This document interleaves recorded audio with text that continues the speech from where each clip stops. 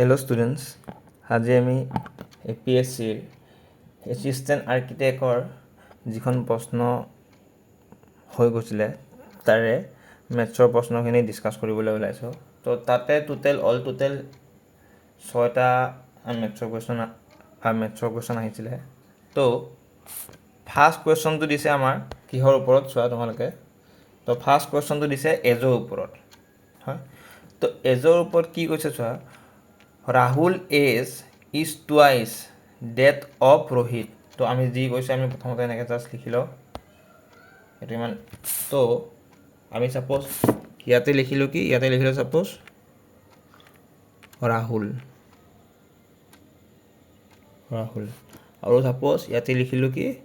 ইয়াত লিখিলোঁ ৰোহিত। এতিয়া কি কৈছে কুৱেশ্যনটোত যে ৰাহুলৰ কি কৈছে চোৱা, কুৱেশ্যনটো কি কৈছে যে Rahul age is twice that of Rohit, মানে কি ৰোহিতৰ যেতিয়া বয়স ছাপ'জ 1 বছৰ আছিলে, ৰাহুলৰ কিমান বছৰ আছিলে 2 বছৰ হ'ল। এইখিনিলৈকে বুজি পাইছে চবে।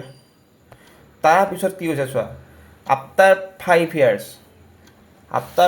মানে কি 5 বছৰ পিছত। এতিয়া ছাপ'জ আমি এইটো টুৱাইচ এক্স বুলি ধৰিব পাৰোঁ, মানে ষ্টাৰ্টিঙতে এইটো এনেকৈ টুৱাইচ এক্স বা 1x/x। তো 5 বছৰ পিছত বুলি ক'লে কি হ'ব, দুইটাৰ কাৰণে 5 বছৰ বাঢ়ি যাব। ছাপ'জ তোমাৰ বয়স যদি 5 বছৰ আৰু ছাপ'জ তোমাৰ ভাইটিৰ বয়স যদি 15 বছৰ, তো 5 বছৰ পিছত বুলি ক'লে কি হ'ব, তোমাৰ বয়স কিমান হ'ব, তোমাৰ বয়স 15 বছৰ হ'ব। আৰু ছাপ'জ তোমাৰ ভাইটিৰ বয়স বা তোমাৰ মানে ককাৰ বয়স কিমান হ'ব, 20 বছৰ হ'ব। বুজি পালোঁ। ঠিক তেনেদৰে যেতিয়া কৈছে যে 5 বছৰ পিছত, তেতিয়া কি হ'ব, এই যোনটো ৰাহুল আছিল তাৰ এক্স হ'লগৈ টুৱাইচ এক্স প্লাছ 5, আৰু এই যোনটো ৰোহিত আছিলে তাৰ এক্স হ'লগৈ এক্স প্লাছ 5। এতিয়া কি কৈছে চোৱা যে সিহঁতৰ বয়সৰ যোগফল। তো এতিয়া এই দুটা যেতিয়া আমি যোগ কৰিম, সেই যোগ কৰিলে যোগফলটো পাম কিমান 55। এতিয়া হৈ গ'ল, জাষ্ট চিম্পল এটা ইকুৱেশ্যন পাই গ'লোঁ। নাও ছল্ভ ইট। এতিয়া ছল্ভ কৰিলে পাম যে টুৱাইচ এক্স প্লাছ এক্স মানে কিমান হ'ব, থ্ৰাইচ এক্স। এইটো কিমান 5 + 10, তো 10টো ইপিনে গ'লে 55 - 10 45। তো এক্সৰ ভেলু কিমান পালোঁ 15। এতিয়া আমাক কাৰ এজটো মানে দিছে ওলাবলৈ, আমাক এজটো ওলাব দিছে ৰাহুলৰ। এতিয়া কিমান হ'ব, ৰাহুলৰ এজটো কিমান আছিলে অৰিজিনেল টুৱাইচ এক্স। তো টুৱাইচ এক্সৰ লগত যেতিয়া আমি 15টো পূৰণ কৰি দিম কিমান হ'ব 30। আৰু যদি মানে ক'লেহেঁতেন যে ৰোহিতৰ বয়স কিমান, ৰোহিতৰ কিমান হ'ব 15। বুজি পালোঁ, সকলোৱে বুজি পালোঁ। এইটো কোনটো হ'ব option A is the correct option. বুজি পালোঁনে নাই, সকলোৱে বুজি পালোঁনে? অ'কে, এতিয়া আমি নেক্সট কুৱেশ্যনটোলৈকে আগবাঢ়িছোঁ। এইটো নহয়, এইটো হৈছে ৰিজনিঙৰ কুৱেশ্যন। এইটো চোৱা, এই গেপটো চোৱা কি আছে চোৱা, 5, 12, 26, 54 কুৱেশ্যন মাৰ্কছ আৰু 222। এতিয়া চোৱা 5ৰ পৰা 12 আমি এনেকৈও চাব পাৰোঁ যে বস্তুটো যে ইয়াতে বাঢ়িছে 7,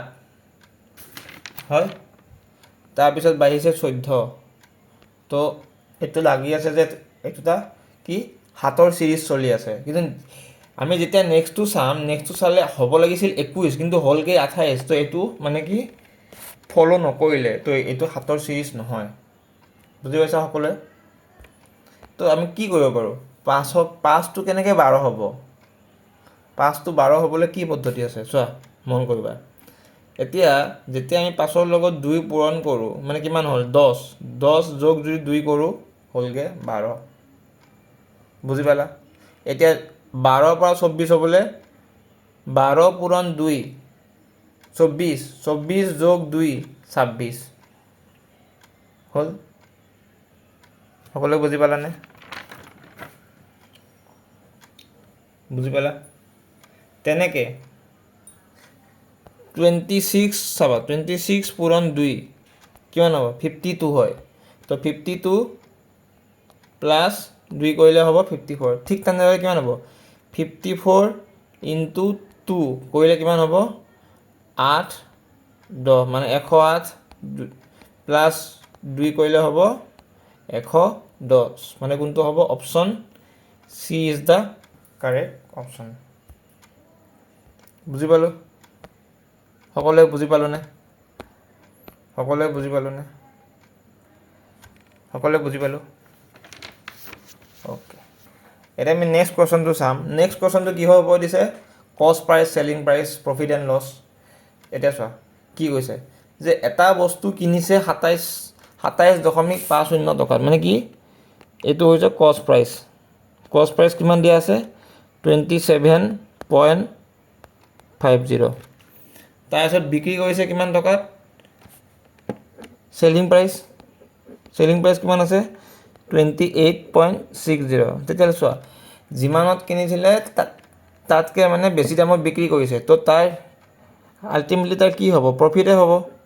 তো সেই প্ৰফিটৰ কি আছিলে যে চেলিং প্ৰাইচ মাইনাছ কষ্ট প্ৰাইচ হয় তো যেতিয়া আমি এইখিনি কৰিম আমি কিমান পাম ভেলুটো আমি পাম 1.1 এতিয়া কি ওলাব দিছে আমাক প্ৰফিট পাৰ্চেণ্ট এতিয়া প্ৰফিট পাৰ্চেণ্ট কেনেকৈ ওলায় যোনটো প্ৰফিট হৈছিলে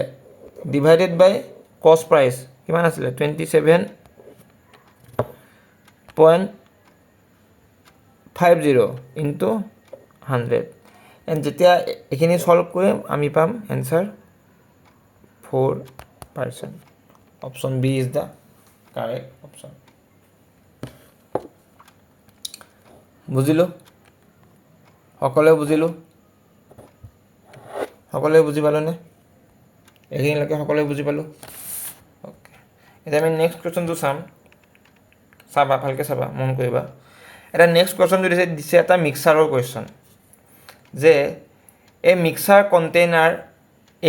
কণ্টেইন মিল্ক এণ্ড ৱাটাৰ মানে এটা ছাপ'জ মিক্সাৰ আছিলে suppose this is a mixer সেই মিক্সাৰটোত কি আছিলে আমাৰ মিল্ক আছিলে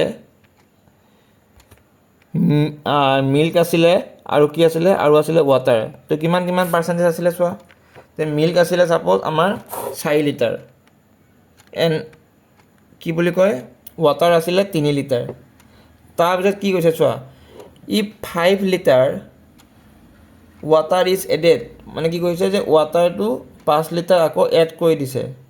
এতিয়া এড কৰি দিয়াৰ ফলত কি হৈছে যিটো তোমাৰ নতুন ৰেচিঅ'টো হ'ল 4:5 তো সুধিছে যে কি সুধিছে ফাইণ্ড দ্য কোৱান্টিটি অফ মিল্কটো কিমান আছিলে মিক্সাৰত এতিয়া চোৱা অ'কে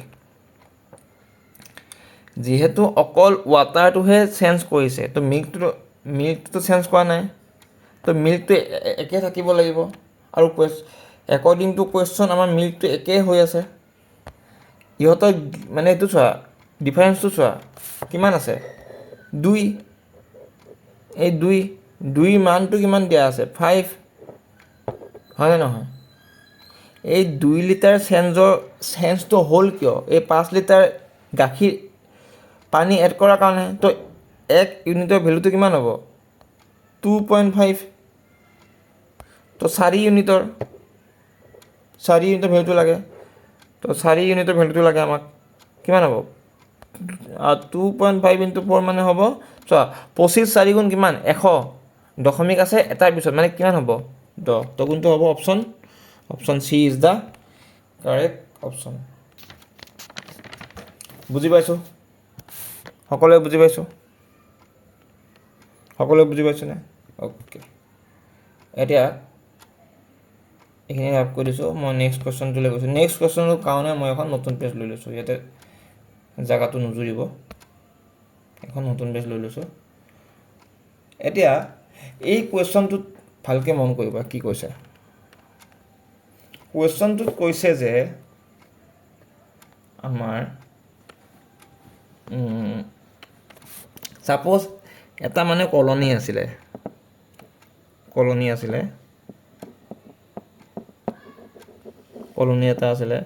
কলনীটোত টোটেল মানুহ আছিলে 60 ঘৰ এতিয়া সেই 60 ঘৰ মানুহৰ বেংগলী কোৱা মানুহৰ সংখ্যা হৈছে কিমান 10 জন হ'ল আছামিজ কোৱা মানুহৰ সংখ্যা হৈছে 5 জন তাৰ পিছত হিন্দী আৰু উৰিয়া কোৱা মানুহৰ সংখ্যা হৈছে কেইজন 10 জন আৰু মাৰাঠী আৰু হিন্দী কোৱা মানুহৰ সংখ্যা হৈছে কেইজন 12 জন তাৰ পিছত ইংলিছ তামিল আৰু মাৰাঠী কোৱা মানুহৰ সংখ্যা হৈছে 13 জন আৰু আছামিজ আৰু হিন্দী কোৱা মানুহৰ সংখ্যা হৈছে 5 জন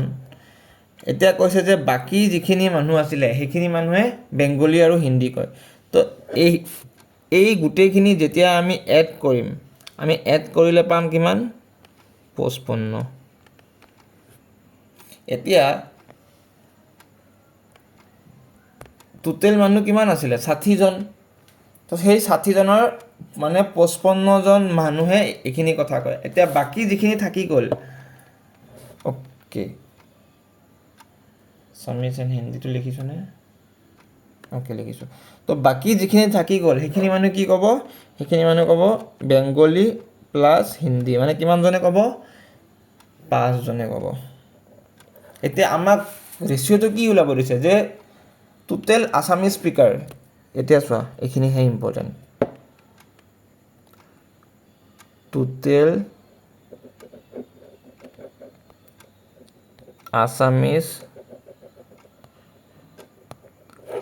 আছামিজ স্পিকাৰ এতিয়া চোৱা অসমীয়া কথা কোৱা মানুহৰ সংখ্যা কিমান চোৱা অসমীয়াটো অনলি 5টাই কয় লগতে অসমীয়া আৰু হিন্দী কয় 5টা মানে কি এই যে অসমীয়া আৰু হিন্দী কোৱা মানুহখিনি আছে মানে ইয়াৰে কিছু সংখ্যক মানুহে অসমীয়া কয় তো এই গোটেইখিনি মিলি অসমীয়া কোৱা মানুহৰ সংখ্যা কিমান হ'ল অভাৰঅল 10 জন হ'ল এতিয়া আমাৰ টোটেল বেংগলী কোৱা মানুহৰ সংখ্যা কিমান ওলাব দিছে টোটেল বেংগলী কোৱা মানুহৰ সংখ্যা কিমান বেংগলী স্পিকিং পিপল এতিয়া চোৱা বেংগলী অকল বেংগলী কয় 10 জনে আৰু বেংগলী প্লাছ হিন্দী কয় 5 জনে মানে কিমান হ'ব টোটেল 15 জন তো ৰেচিঅ' কিমান হ'ব আছামিজ কোৱা পিপল বাই বেংগলী কোৱা পিপল কিমান হ'ব 2:3 5ৰে কাটিলে 2বাৰ 5ৰে কাটিলে 3বাৰ হ'ল দিছ ইজ দ্য এনচাৰ বুজি পাইছা সকলোৱে সকলোৱে মানে কোনটো হ'ব option B is the correct option হ'ল বুজিলা next question is the last question চাই ল'বা যে কৈছে যে চোৱা ভালকৈ চাবা যে কৈছে যে কি the salary of x Y and Z is 1:3:4 okay আমি লিখি লওঁ যি কৈছে আমি জাষ্ট লিখি লওঁ কি কৈছে যে এক্স ৱাই জেডৰ চেলাৰী আছে 1:3:4 এতিয়া আমি সেই 1:3:4ক 100 বুলি লিখিব পাৰোঁ 100:300:400 মই কিয় এনেকৈ লিখিলোঁ ছ' ডেট আমাৰ ছাপ'জ কিবা চেঞ্জ কৰিব লগা হ'লে সুবিধা হয় বা কিবা যদি ইনক্ৰিমেণ্ট ডিক্ৰিমেণ্ট কৰিব লাগে আমাৰ তেতিয়া সুবিধা হয় কাৰণ 100 300 আৰু 400 ল'লেও তাহাঁতৰ যোনটো মানে ইনিচিয়েল ৰেচিঅ' আছিলে সেই ৰেচিঅ'টো চেঞ্জ নহয় একে থাকিব আমি এইটো নিজৰ সুবিধাৰ কাৰণে লৈছোঁ ছ' ডেট কিবা ইনক্ৰিমেণ্ট হ'লে আমাৰ মেথছটো কৰাত সুবিধা হয় বুজি পালা এতিয়া চোৱা